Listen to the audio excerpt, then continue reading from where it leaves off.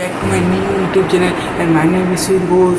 আবার তোমাদের নতুন একটা ভিডিও তাও জানছি। তো বিশেষ করে আজকে যে ভিডিওটা যে এই চ্যানেল থেকে আমাদের চ্যানেলে আপলোড করা হবে, তো ডিপ্লোমাতে কত পার্সেন্ট নাম্বারগুলো সবই ক্যালকুলেট করতে পারবো। Diploma first second third first semester, second semester, third semester, fourth semester, fifth semester, six semester কোনটা বেশি ইম্পর্টেন্ট, তো সেই বিষয়ে আলোচনা করতে চলেছি। তো ভিডিওটি স্কিপ না করে ভিডিওটি মনোযোগ সহকারে দেখো। কোনো যদি কমেন্ট থাকলে কমেন্ট সেকশন কমেন্ট করে যেন আমাদের চ্যানেলটাকে পরবর্তী ভিডিওতে বলা হবে। তো বেসিক্যালি ডিপ্লোমায় কত পার্সেন্ট নাম্বার ক্রাইটেরিয়া গভর্নমেন্ট জবের ক্ষেত্রে এবং যদি প্রাইভেট জবের ক্ষেত্রে বলি, তো সরকারি যে চাকরিটা ছিল সেগুলির ক্ষেত্রে সেগুলিতে নাম্বার 60% এভারেজ চাই, 25% SSJEE, RRB JEE, SSJEE, RRB JEE, তোমরা যে লোকো পাইলট রেক্রুটমেন্ট করতে পারো, বা তোমরা যে SSJEE করতে পারো কলকাতা মিউনিসিপ্যাল কর্পোরেশন, সেটা কিন্তু 60% নাম্বার চাই। কারণ ওইগুলো সরকারি চাকরিতে ওইগুলো তারা চায়। কিন্তু প্রাইভেট জবের ক্ষেত্রে যদি বলো ইসরো বা যে ডিলেটেড যে কোম্পানি রয়েছে, ভেরিয়েটি কোম্পানি, সেল সংস্থা, সেখানে 75% নাম্বার ক্রেডিট থাকে, সেখানে চাওয়া হয়। তোমরা অবশ্যই 60% এমন একটু 60% উপরে নাম্বার পেতে হবে এবং কোনো সময় সাপ্লি দেখা দেবে না। তার মানে এই নয় যে কোনো সেমিস্টার সাপ্লি থাকা মানে পুরোটা চাকরি পাবে না ও কিছু করতে পারবে না, মানে পাবে কিন্তু সেরকম স্ট্যান্ডার্ড কোম্পানি পাবে না। সেখানে ব্র্যান্ডেড যে কোম্পানি থেকে ব্র্যান্ডেড সেই কোম্পানিগুলোর মধ্যে কিন্তু তার হয়তো চান্স না পেতেও পারে। তো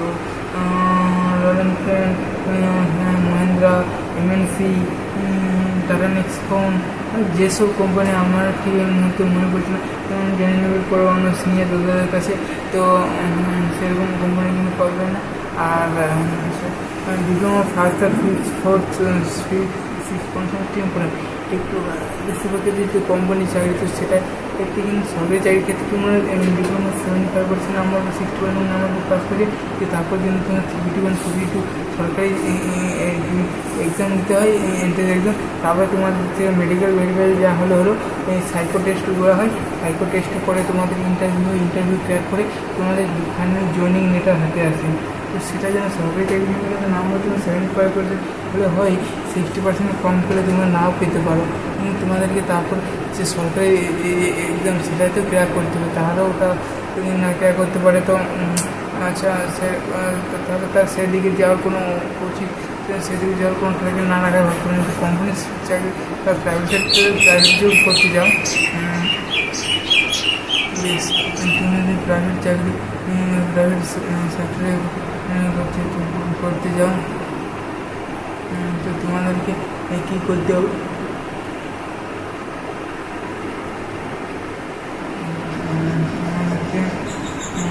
যেটা করতে হবে বলুন। আচ্ছা, যে কোনটা ইম্পর্টেন্ট, তো বেসিক্যালি ফিফথ এবং সিক্স সেমিস্টার মার্কেটটা ইম্পর্টেন্ট। কিন্তু তোমাদের এই নয় যে তোমাদের যে হোম প্রোভাইড করে যে সেখানে নাম্বার 70% 60% নাম্বার পেয়েছে, তার কাছে নলেজ হচ্ছে নলেজ নেই সাবজেক্টগুলো উপর। তারপরে তারা তো কোম্পানিতে ক্যাম্পাসিং ইন্টারভিউ দিতে পারছে না, ইন্টারভিউতে পাস করতে পারছে না। তো সেই বিষয়ে অসুবিধা তোমরা যত পুরো বুঝে পড়ো, মুখস্থ তো করা বেশিরভাগ ডিফারেন্সিয়াল করা হবে না। দেখো স্যারকে বলো কম অনলাইন কোর্সিং দাও, অনলাইন কোর্স না, তাই তো। তো যাই হোক, থার্ড ফোর্থ সেমিস্টার থেকে সেকেন্ড ইয়ার থার্ড ইয়ার দুটো ভালো করে পড়বো। থার্ড ফোর্থ আর ফিফথ সেমিস্টার যে মার্কসগুলো ওগুলো অবশ্যই ক্লিয়ার করে রাখবে। এগুলো কোম্পানির ইন্টারভিউ তারা তারা এগুলো দেখতে চায় যে এই বিষয়ে তারা নলেজটা কতটা আছে তারা এই বিষয়ে তারা দেখে। কিন্তু সরকারি চাকরিতে নলেজের সাথে সাথে কতটা পড়াশোনা করেছে এবং কতটা এবং সে গভর্নমেন্টগুলো জবে তারপরে তারা পাস করতে পেরে যে ইন্টারভিউ সেটা যদি পাস করতে পারে তবে তারা সরকারি চাকরি দেখা হয়। সরকারি চাকরির ক্ষেত্রে নলেজ দেখা হয় কিন্তু প্রাইভেট ক্ষেত্রে মার্কস দেখা হয় এবং তার সাথে মার্কসের জন্য নলেজ দেখা হয়।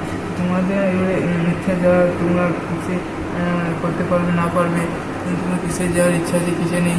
আচ্ছা এবার অনেক জিজ্ঞেস করি যে ফার্স্ট এবং সেকেন্ড সেমিস্টারে যে মানে সেটা কোনো ভ্যালু নাই, তো সেটারও ভ্যালু আছে। সেটা কিন্তু জিপিএ ওভারঅল গ্রেড যদি দেখা হয় যে থার্ড ইয়ার পর্যন্ত, তাহলে কিন্তু তোমাদের যদি ফার্স্ট এবং সেকেন্ড সেমিস্টারে সাপ্লাই আছে তোমার সেখানে জিপিএ স্কোরটা অনেক কমে যাবে। অবশ্যই তোমরা প্র্যাকটিক্যালগুলো ভাগ করে নেওয়া উচিত। প্র্যাকটিক্যাল লেভে যদি নাম্বার বেশি পাওয়া যায় থিওরিতে যদি কম পড়ো কিন্তু তাদের জিপিএ স্কোরটা কিন্তু মানে 7 পয়েন্ট উপরে চলে আসে। তো বেশ তোমার ডিপ্লোমা সেকেন্ড সেমিস্টারে যে এক্সাম আছে তো যার জন্য তাদের মনে জিজ্ঞেস করে বলো। আবার তোমার জন্য এই চ্যানেল থেকে নতুন নতুন ভিডিও আপলোড করা হবে। আসলে তুমি ভালো সুস্থ থেকে আমার পাশে থাকবে। এই ভিডিও দেখে জন্য অনেক অসংখ্য ধন্যবাদ। Thank you. Now we are going to the...